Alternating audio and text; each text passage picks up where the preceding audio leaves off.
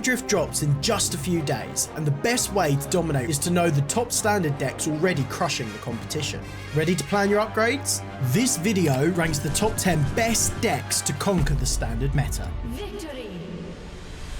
To kick us off, in 10th place, it's Jeskai Convoke. Spyglass Siren, Novice Inspector and Resolute Reinforcements all provide bodies and create artifacts, giving you the perfect setup for Knight Errant of Eos, which you can cast for minimal mana thanks to the wide board you've built. But what do you actually do with all these artifact tokens? Cards like Gleeful Demolition turn those artifacts into a fresh wave of creatures, reinforcing your go wide strategy. As the game progresses, you capitalise on your army with buffs like Omdane's Recruiter, or let creatures like Regal Bunnicorn grow into massive threats. This deck floods the board with tokens and small creatures, setting up massive plays later on. But what if you want to hit the ground running even faster? Well, in 9th place, it's Red Deck Wins. This deck hits the ground running with a swarm of early 1-drops, establishing board presence right away and pushing damage fast. A suite of burn spells backs this up, either clearing blockers or going straight to the face to keep the pressure on. As the game progresses, you keep up the clock with slightly bigger threats, each one packing serious power. Burn spells and 1-drops make for an explosive strategy. But what if you could combine tempo, interaction and an unstoppable combo to take over the game? In 8th place is Talented Otters.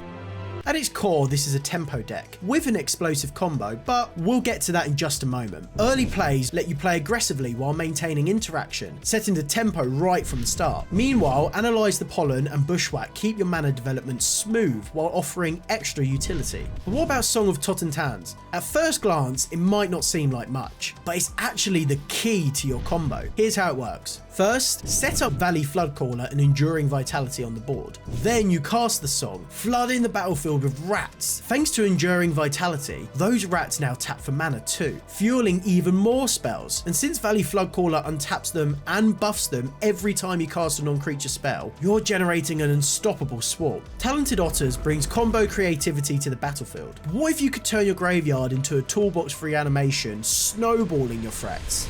Well, in 7th place is Azorius Tempo. The deck kicks things off by filtering your library, ensuring smooth draws while filling the graveyard, setting up for some serious threats, which we'll take a look at in just a moment. Founding the third path accelerates your tempo by letting you cast key spells for free, making everything more efficient. Meanwhile, disruption spells keeps you ahead, ensuring you control the pace of the game. As things progress, the graveyard becomes your greatest asset. Abhorrent Oculus and Kiora demand a lot from your graveyard, but once they hit the board, they become game-winning threats. But the real trick? This deck takes graveyard synergies to the next level by using Helping Hand and Recommission to reanimate its threats, bypassing Abhorrent Oculus's steep graveyard costs. Graveyard shenanigans are powerful, but what if you could turn high cost spells into consistent card draw and play them at a cheaper rate? In 6th place, it's Simic Control. This deck starts by smoothing out its draws with Sleight of Hand, Seed of Hope and Bushwhack, setting up for its core strategy, controlling the board while gaining incremental value. At the heart of it all is Up the Beanstalk, turning high cost spells like Tolarian Terror into card draw engines. But the real spice? Well, it's This Town Ain't Big Enough. Not only does it trigger Beanstalk, but you can also reduce its costs by targeting your massive creatures, which you can then replay for even more Beanstalk value. It's plays like this that remind me why Beanstalk is banned in Modern. And of course, Storm Chaser's talent does it all. Acts as an early blocker, recycles your interaction, and in the late game, transforms into a win condition. Incremental value and card draw make for a great control strategy. But what if you could combine that with resilient mid-range threats and even a one-shot combo kill? That's right, in 5th place is Golgari Midrange.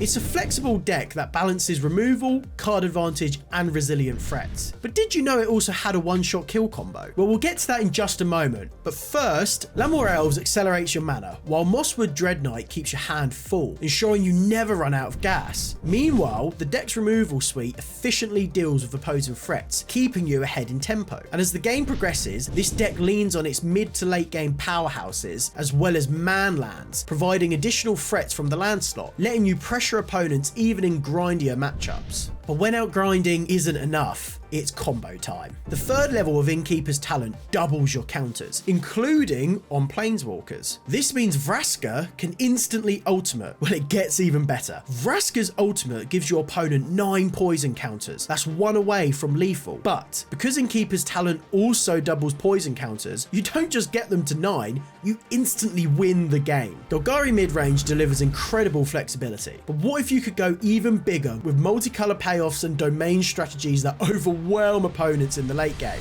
In 4th place is Zur Domain.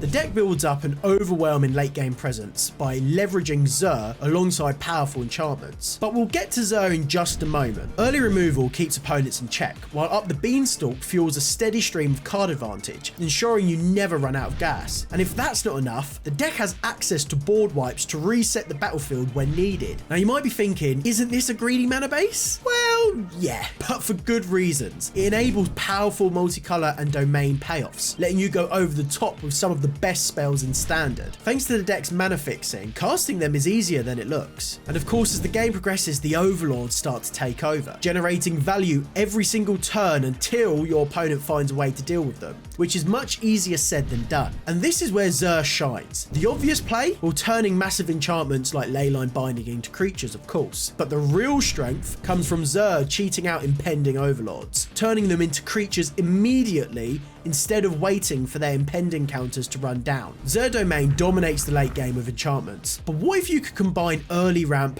powerful counters, and overwhelming pressure for a more aggressive approach? In 3rd place, it's Selesnya counters.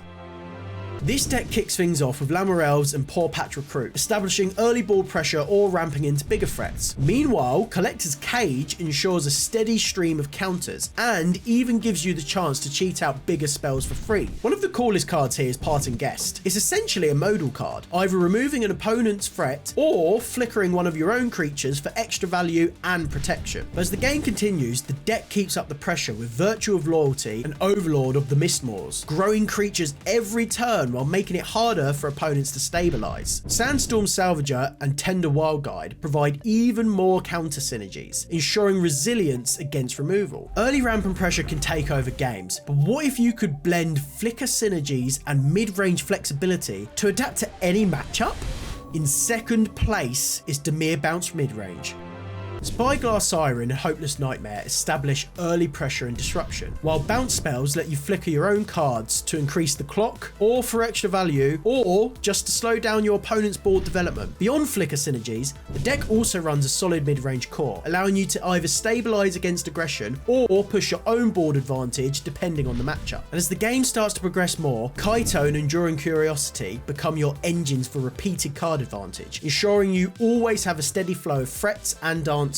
Mid-range adaptability is strong, but the top deck in Standard is all about explosive starts, massive combat tricks, and stacking damage for absurdly fast wins.